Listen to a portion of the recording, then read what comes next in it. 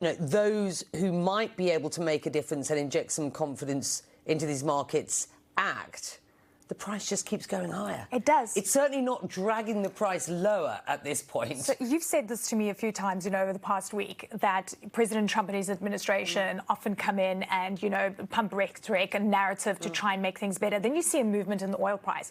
But when you look at the fundamentals, and that's really what we have to focus on, the numbers are showing a very different story. Also take into consideration 6 tankers and cargo ships over the last 2 days have been hit by Iran. And that's really indicative of the seriousness of Iran's threats. They also said that, and they warned the world, they promised they're going to keep on choking the Strait of Hormuz, but they also warned that oil prices are going to hit $200 a barrel. And that is what leverage they have. They have leverage to inflict pain on infrastructure here, which they are doing. Oman and Bahrain depots are on fire. We've seen those images today.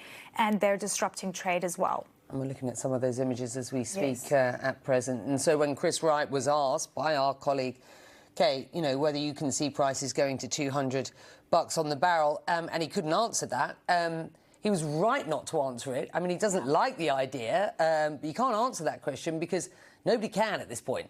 $200 on the barrel would be significantly catastrophic for these markets around the world. 150. We've already heard from the CEO of Aramco would be catastrophic, or certainly his line was catastrophic consequences, should we see that. Same story from the CEO of Qatar Energy.